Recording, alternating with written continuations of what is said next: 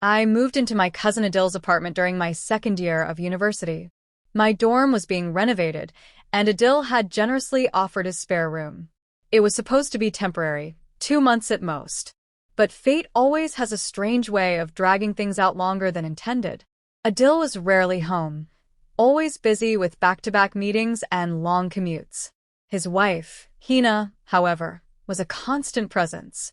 She was in her late 20s, graceful in manner, always poised, and often humming softly to herself while tidying up or preparing lunch. I'd never spoken to her much before living under the same roof. But once I moved in, small exchanges became part of our routine. Did you eat? How were your lectures today? At first, it felt like typical household politeness. With time, her warmth started to feel more personal. I was emotionally drained when I arrived at their place. My long-term girlfriend had just ended things with me, claiming she needed someone more stable. I didn't protest. I had nothing left to say. Hina noticed it, I think, how quiet I was, how little I ate, how often I sat on the balcony staring at nothing. She began leaving tea outside my door. Sometimes a chocolate or a sticky note with a soft reminder. You matter, even on bad days. Her gestures felt comforting, like someone reaching out just before you drown. I began to look forward to hearing her voice, to her asking how my day went. She listened, not out of duty, but with a kind of attentiveness that felt rare. Slowly, I realized I was sharing more with her than I ever had with anyone.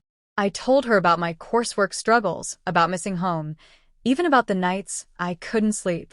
She never judged. She just nodded, eyes soft, lips curved in understanding. One afternoon, the house was unusually quiet. Adil had left for a 3-day work trip. I had just returned from class and was about to lie down when I heard her voice from the hallway. "Can you pass me the shampoo?" she called out from the bathroom. Her tone was casual, almost playful. I hesitated. It was an odd request, but I found the bottle on the shelf, walked toward the door, and knocked lightly. "Here," I said. The door creaked open just a little. What happened next wasn't loud or dramatic. It was quiet, too quiet. She reached out, took the bottle, and without a word, gently pulled my hand and me inside. I didn't resist. Not because I intended for anything to happen, but because in that moment, my thoughts froze. My heartbeat roared in my ears. The warmth of her hand lingered on my wrist. Then the door clicked shut behind me. For a moment, everything stood still. The light filtering through the frosted glass window cast a soft glow around the small bathroom. Steam curled from the running shower, blurring the edges of the scene. Hina stood a step away from me, wrapped in a towel, her damp hair clinging to her neck. Yet it wasn't her appearance that stunned me. It was her expression. Calm, composed. Like this moment had been planned long before I ever knocked. "I'm sorry," she said, not moving. "I didn't mean to startle you." But her hand was still on my wrist. I searched her eyes, hoping to find a cue, a laugh, a shake of the head, anything that would tell me I was misunderstanding. But all I saw was a strange vulnerability. Not seduction. Not mischief. Just something raw and lonely. "I just didn't want to be alone," she whispered, releasing my wrist at last. I took a step back, careful not to turn my back on her, uncertain whether to speak or stay silent. My voice felt stuck. The only sound was the steady fall of water behind her. "Hina, this isn't right." I finally managed, my tone uncertain. She exhaled, her expression faltering for the first time. "I know, but sometimes being right doesn't take the pain away." I wanted to leave, I told myself I should. But the truth was I didn't. Not immediately. We stood there in that cloud of humidity and confusion, speaking in glances more than words. She talked about the silence that had crept into her marriage, how Adil had become more like a housemate than a husband. She wasn't asking for sympathy, just release. I listened. Every word pulled me closer, not just physically, but emotionally. We didn't touch again. But what passed between us in that tiny space felt heavier than any embrace. It was the first time I understood how betrayal doesn't always come wrapped in passion. It sometimes comes quietly, disguised as understanding. I finally stepped out, not daring to look back. My skin felt too warm, my chest too tight. I closed my door behind me and sank to the floor, overwhelmed by a flood of thoughts I couldn't outrun. That night, I couldn't sleep. Every sound in the apartment made me flinch. Had anyone heard us? Had I crossed a line? Was this a one-time moment, or the start of something far more dangerous? In the morning, Hina acted like nothing had happened. She served breakfast, smiled faintly, and asked if I wanted tea. The familiarity in her voice was the most unsettling part, like she was inviting me to pretend alongside her. And maybe, without realizing it, I already was. The days that followed were filled with a silence I couldn't quite interpret. Not the absence of sound, but the kind that seeps between words, the kind that grows in the spaces where truth should be. Hina and I went about our routines, careful not to let our eyes linger too long, careful not to speak about that moment again. But something had shifted. I felt it in the way my stomach tightened when I heard her footsteps, in the way her gaze occasionally brushed past me with a trace of hesitation. I tried to stay out of her way, left earlier for classes, came back later than necessary. But our paths still crossed. Sometimes it was accidental, sometimes it didn't feel like it. One evening, as I came home drenched from a sudden rain, she met me at the door with a towel. She didn't say a word, just handed it to me, and for a second, her fingers held on longer than needed. That small gesture undid me. The guilt began to suffocate. I knew nothing physical had happened, but something inside me already felt broken, fractured by a closeness we hadn't earned. I avoided my cousin even more now. Every time Adil smiled or asked me how my studies were going, I felt like a fraud. He trusted me. I was his blood. Yet here I was, hiding behind unspoken truths.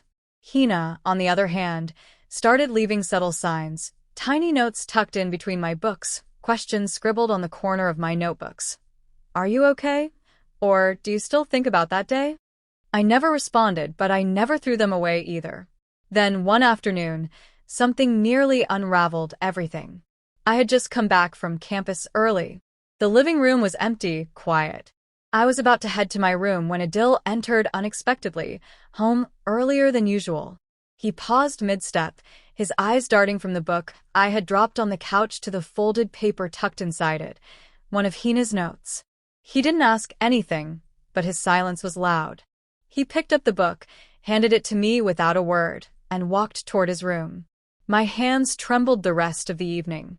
I wanted to believe he hadn't seen the note, or that if he hadn't read it. But part of me knew the balance was crumbling. Something invisible was beginning to rot beneath the surface. That night, I heard them arguing. Muffled voices. Her tone defensive, his colder than I'd ever heard it. I lay frozen in bed, not knowing whether I was the cause or just a shadow in their storm. In that moment, I realized betrayal didn't need passion or scandal. It just needed silence, secrets, and the wrong kind of attention. And I had offered all three. I left Adil's apartment a week later, earlier than I had planned. I told him the university dorms had reopened, and I needed a quieter space to study. He didn't ask questions. He didn't offer to help me pack. His smile that morning was polite, but hollow, like a door he was closing without slamming. Hina stood by the kitchen counter, pouring tea. She didn't turn around as I walked past, just said quietly, "Take care of yourself." No final glance, no apology. Just those 4 words meant more like a farewell than a blessing. As I stepped out with my suitcase and the guilt that had taken permanent residence in my chest, I understood something I hadn't before. Not all goodbyes are spoken aloud. Some happen in moments long before we realize we've reached the end. In the months that followed, I tried to bury it all. I focused on lectures, assignments, and quiet evenings. But every now and then, my thoughts drifted back to her voice, her hand around my wrist, the hush in that bathroom. I didn't miss her. What I missed was the feeling of being seen, of being needed, even if it came from the wrong person. People often ask how betrayals happen. They expect stories full of drama, of stolen kisses and secrets after dark. But the truth is quieter, more dangerous. Sometimes it begins with kindness, with shared sadness, with 2 people finding comfort in the same silence. I never told anyone what happened. Not my friends. Not my parents. And certainly not Adil. Some truths don't fix anything when spoken. They only ruin more. I heard later that Adil and Hina stayed together. They moved to a different city, closer to her side of the family. I wondered if they rebuilt something from what had fractured, or simply learned to live with the cracks. As for me, I changed. I learned how blurry emotional lines can become when you're vulnerable. I learned that loyalty isn't just about what you do, it's also about what you allow to happen, what you silently welcome when no one's watching. If there's a lesson in all this, it's not a grand one. Just this: be careful with the hearts you lean on when yours is breaking. Not every closeness is innocent, and not every silence is harmless. She pulled me inside that day, not just into a bathroom, but into a storm I never saw coming. And while I walked out untouched, I didn't walk out unscathed. Some moments mark you, not with scars, but with the weight of what you almost became.